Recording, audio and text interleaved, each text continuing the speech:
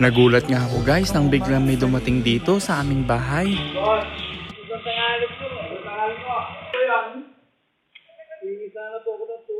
Hihingi daw ng tulong si tatay. Noong una nga ay ayaw ko talagang lumabas kasi ayaw ko na sana talagang may pumupunta sa aming bahay kasi minsan natakot ako. Dati kasi may nagpunta dito sa bahay na babae at nabudol niya ako. Halos hindi ko na alam ang aking ginagawa. Saka iniisip ko na din ang kalagayan ng aking mag-ina para safe na din kami.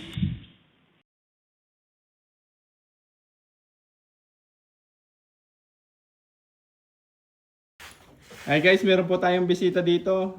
Ano po pangalan niyo tayo? Angelito po. Ano ba? Angelito po, Ripuya. Angelito Pore Ripuya po. Ripuya. Ayan po, tiga-Gimba daw po sila. Sinadya pa daw po tayo dito sa Muñoz, Nueva Ecija po. Ayan po si tatay. Ano po yan tayo? Matanong ko lang po, inborn po ba yan? Opo. Bakit daw po nagkaganyan kayo? Nung buhat po pinanganak po, ganito na po. Kasama niyo naman po. Sino po si tatay? Kaibigan ko matalik sa kumpare ko. Nagpatulong na ako na siya may sasakyan eh. Wala po akong sasakyan eh. Nasamahan po kayo dito? Opo. Pumuntik pa po nanakaw yung cellphone nila tatay kasi iniwan dun sa may sidecar. Merong kumuha. Buti nakita ko. Naligaw pa nga kami.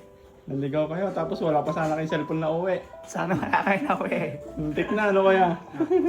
Humingi po sila ng tulong. Para saan po ba yung hiningi yung tulong tayo? Gusto ko sana pong mabuksan yung tindahan ko ron. Wala po kasi pong ano po eh. Kaso mali yata kayo na napuntahan. Kasi ala din naman po tayong malaking pera. Nagbablog lang din po tayo kasi bigay din po ng Okay mga lang po yun. sponsor. Alam ko naman po yun.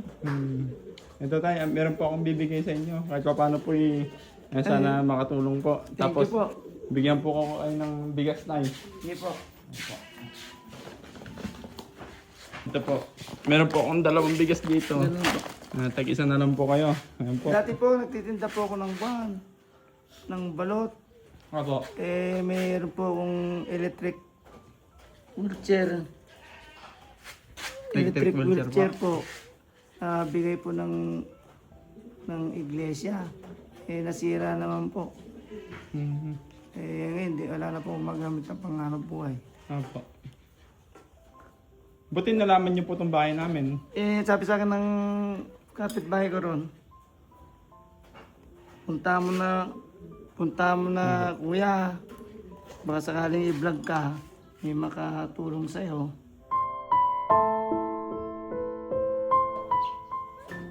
Sana may makatulong po sa akin pong kalagayan at sa akin pong kahirapan kasi wala po akong pinagkukunan sa araw-araw po. Yun lang po. Ilan taon na kayo ulit tayo? 57 ko na, 3 beses na po ako na-stroke. Ala po ang pamilya? Ay, na-stroke pa po kayo? Iwalay na po kami ng asawa ko. May anak po kayo? Kaya anak ko naman hindi ko naman po mahingian ng tulong. May kanya-kanya silang pamilya. 6 sila, 3 yung may asawa. Yung naman pong kabahay ko, na anak ko, hindi naman sapat yung kinikita niya. Hindi din po sapat. Sa bawal lang po ng mga bata, pagkain namin, siya lang pong kumakayod.